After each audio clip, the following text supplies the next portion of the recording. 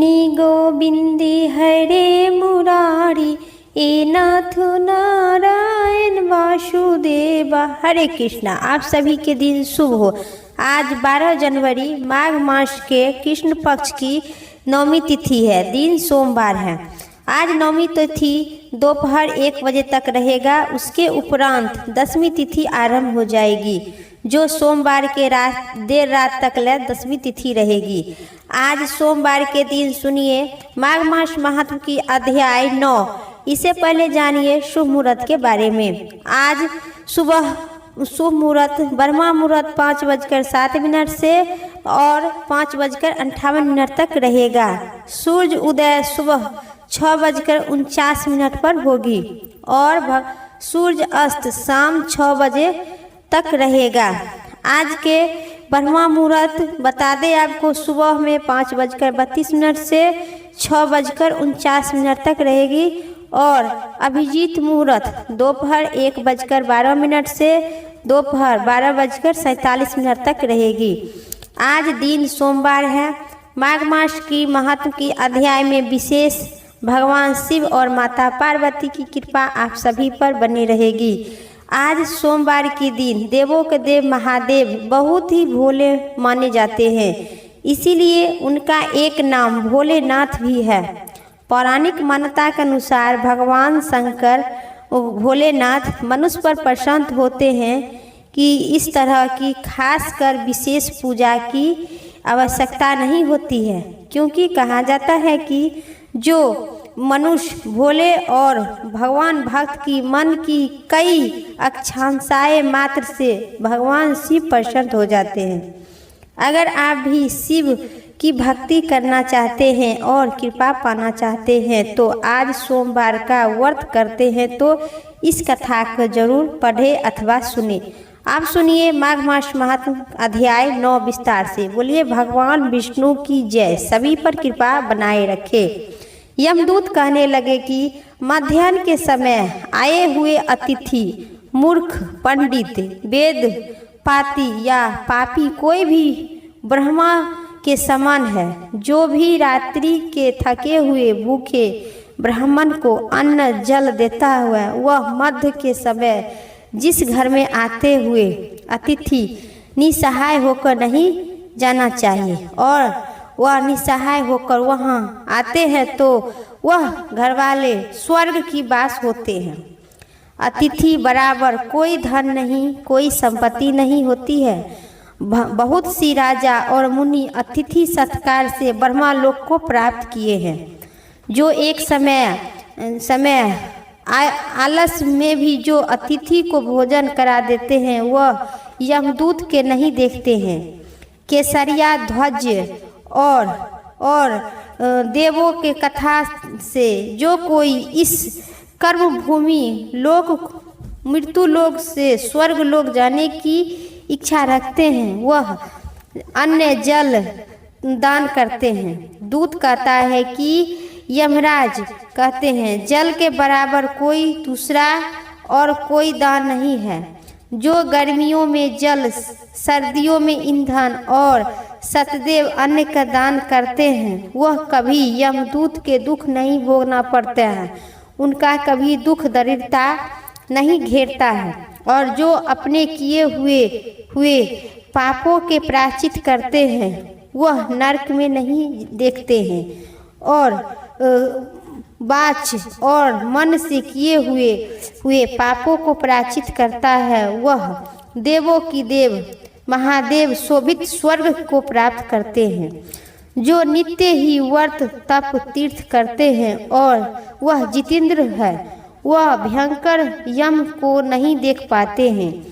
नित्य धर्म करने वाला, दूसरों को अन्न जल और दान देने वाला, नित्य स्नान करने से बड़े बड़े पाप नाश हो जाते हैं और यम को दूत नहीं देखते हैं। बिना स्नान किए हुए पवित्र कैसे हो सकते हैं? जो मनुष्य पर्व के समय चलकर जल के स्नान करते हैं वह बुरी योनि में नहीं पाते हैं और नहीं कभी नरक भोगना पड़ता है।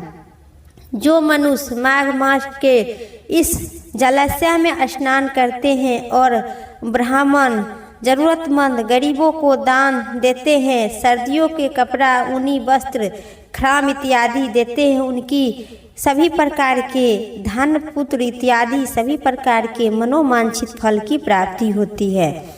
आज माघ मास के प्रातः स्नान करने वाले मनुष्य को नियम पूर्वक तिल पात्र और तिल कमल का दान करना चाहिए। यमदूत कहते हैं कि विकुंडल, पृथ्वी, सोना, गौ इत्यादि पर परम दान करने वाले स्वर्ग से कभी नहीं लौटते हैं।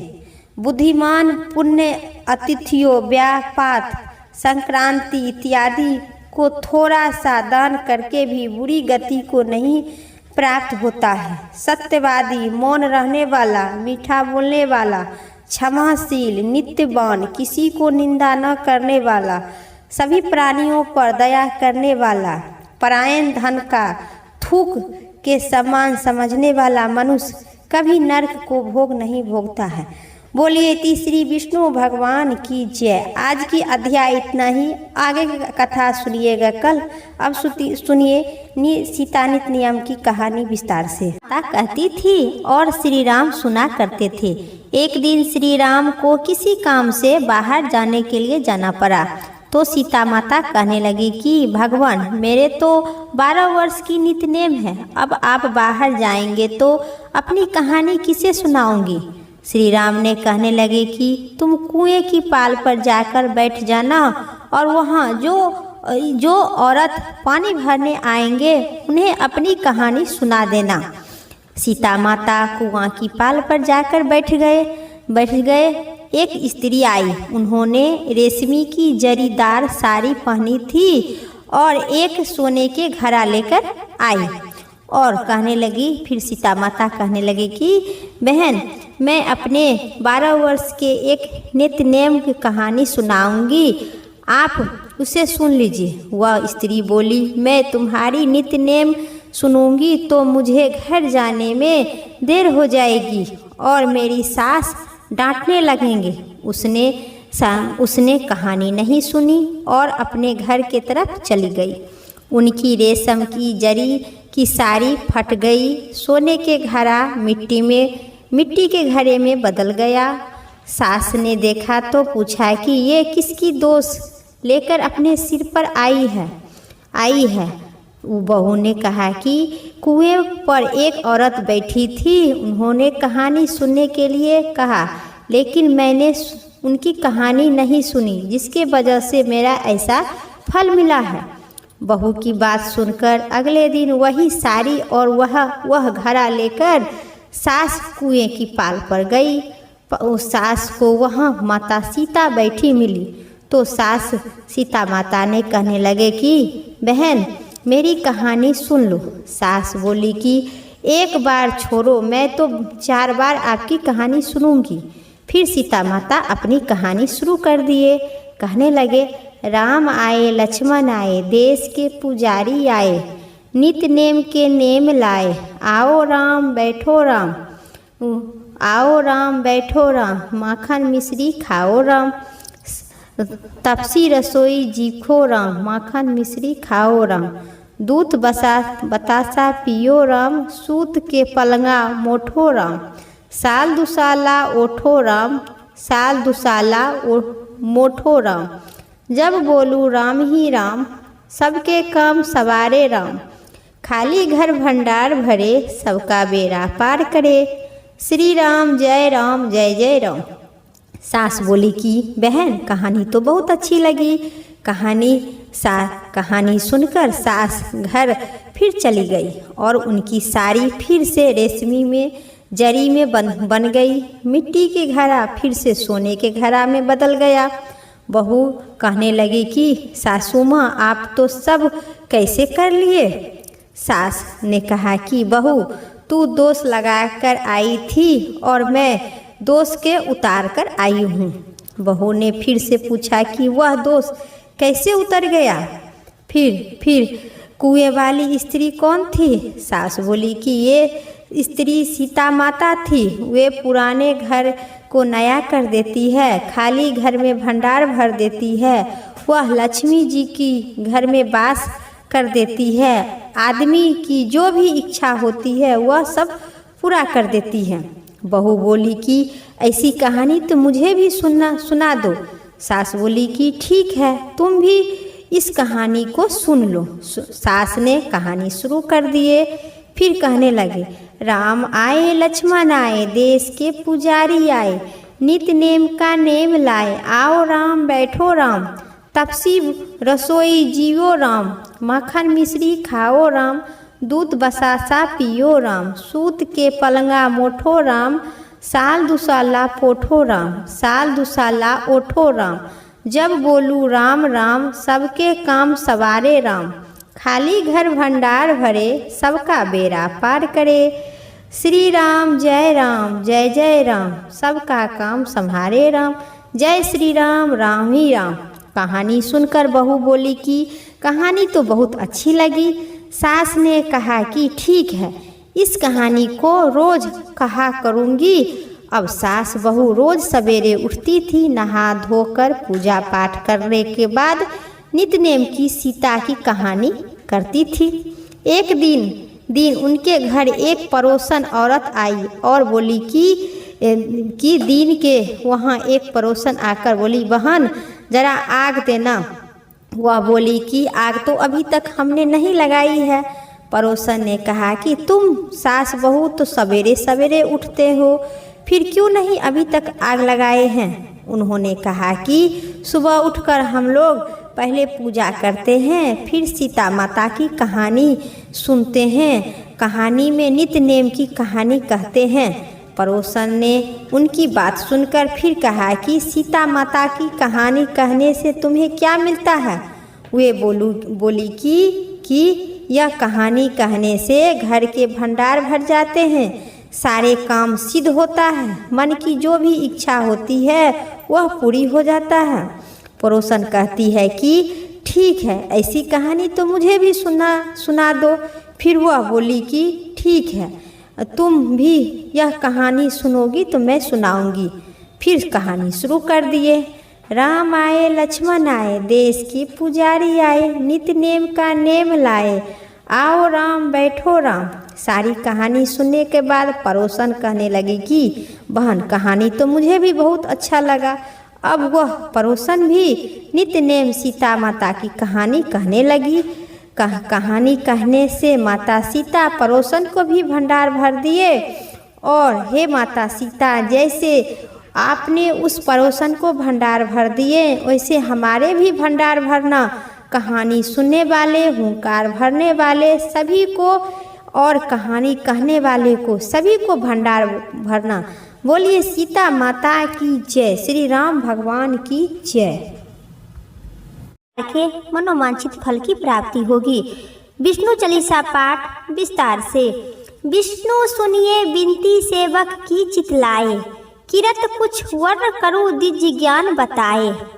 नमो विष्णु भगवान खड़ी कष्ट नासुवन, अखिल बिहारी परवल जगत में शक्ति तुम्हारी। त्रिभुवन फैल रही उजियारी, सुंदर रूप मनोहर सूरत, सरल स्वभाव मोहिनी मूरत। तन पर पीताम्बर अति सोहे, वैजयंती माला मन मोहे। शंख चक्र गदा विराजे, देखत दैत असुर दल भाजे। संत धर्म मद लोभ न गाजे, काम क्रोध मद लोभ न छाजे। संत भक्त सज्जन मन रंजन, दनुज असुर दुलंजन दल गंजन। सुख उपचार कष्ट सब भंजन, दोष मिटाए करत जन सज्जन। पाप काट भाव सिंधु उतारन, कष्ट नाश करे भक्ति उबारन। करत अनेक रूप प्रभु को धारा, केवल आप शक्ति कारा। धरी धेनु बन तुम उपकारा, तब तुम रूप राम को धारा। भय उतार असुर दल मारा, रावण अधिक को संहारा। आप 12 रूप मनाए, हिरणारक्ष को मार गिराए। धर्म मध्य तन सिंधु बनाए, 14 रत्न को निकलाए। अलिमुख अखुर दय मचावे, रूप मोहिनी आप दिखावे। देव को अमृत पान कराए, असुर को छवि से बहलावे। कुरूप धर सिंधु मचावे, मदरा चलगिरी उठ तुम्ही उठाए। शंकर को तुम फन उजारा, भस्मासुर को रूप दिखाया। वेदन को जब अश्रु डुबावे, कर पर्वत उन्हें ढूंढवाए। मोहिनी कर अखिल नचाए, उन्हीं उसी ही कर भस्म कराए। असुर जलंधर अति बलधाई, शंकर के उन्हें किन्हें लड़ाई। हार पार शिव सकल बनाए, किन सती से छल दिखाए। सुमिरन तिनकी तुम्हें शिवरानी, बता लाई सब विपत कहानी। सब तुम बने मुनीश्वर ज्ञानी, विंदा की सब सुरति भुलाई। देख तीज जनु शैताना, विंदा आए तुम्हें पट लपट टानी। हो अस्पष्ट धर्म छनि मानी, हरनासुर उड़ शिव शैतानी। तुमने ध्रुव प्रहलाद उबारे, हिरण्यकुश की अधिक खल मारे। गणित का अजा मिली तारा, बहुत भक्त का सिंधु उजारा। हरू कलेश संताप हमारे, कृपा करहु हरि सज्जन हारे। देखूं मैं निज दरस तुम्हारे, दीन बंधु भक्तन हितकारे। चाहत आपको सेवक, दर्शन करहु दया अपनी मधुसूदन। जानू नहीं योग जब पूजन, होए ज्ञान स्तुति अनुबोधन। शील दाया संतोष सुलोचना, विधि नहीं वर्त बोधन बिछना। करहु कृपा किसी विधि पूजन, कुमति लोभ होते दुख भीजन। करहु प्रणाम को विधि सुमरन, कौन भति है करहु संपन्न।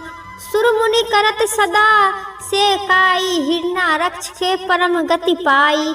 दीन दुखिया पार सदा सहाई, निज जनन लेव अपनाई। पाप दोष संताप नासो, स्वभाव बंधो मुक्त कराओ। सूत संपत्ति दे दुख उपजाओ, निज जनन का दास बनाओ। निगम सदा ये विनिति सुनावे, पढ़े सुने सो जन सुख पावे। जो कोई विष्णु चालीसा पढ़े, वह परम गति परम पद पावे। श्री विष्णु चालीसा समाप्त हुई। मेरा विष्णु चालीसा की पाठ इतना ही तक था। उम्मीद करते हैं आप सभी को अच्छी लगे। चैनल पर नए हैं तो लाइक करके सब्सक्राइब करें और कमेंट बॉक्स में विष्णु भगवान की जय जरूर लिखें। हर हर महादेव की जय जरूर लिखें। भगवान बृहस्पति देव की जय जरूर लिखें।